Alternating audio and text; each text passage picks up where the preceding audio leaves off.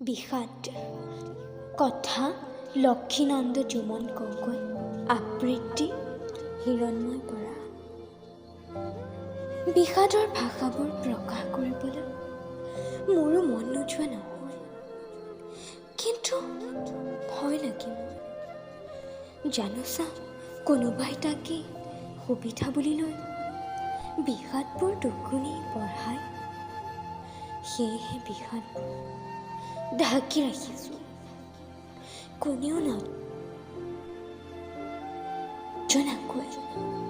আৰু কোনেও নেদেখাকৈ। কিন্তু অন্তৰখনে জানে এসাগৰ বিষাদৰ বেদনা কি। তথাপি মুখখনে বিৰিঙাই থকা কৃত্ৰিম হাঁহিটোৰ সাহসতেই হয়তো ভাগি নপৰে।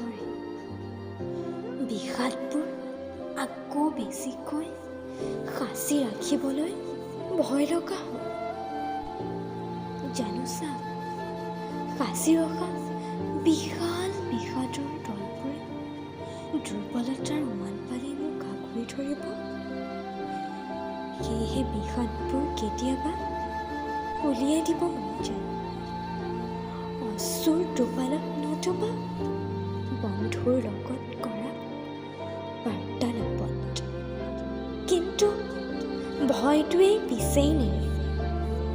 ভয় হয় মোৰ, যদি কিবা বিশেষ কাৰণত বন্ধুজনে শত্ৰু হৈ পৰে, তেতিয়া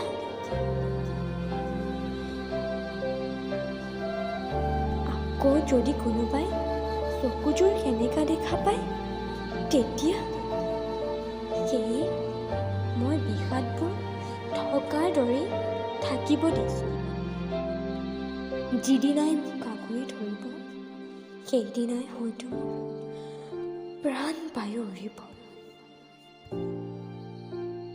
ধন্যবাদ।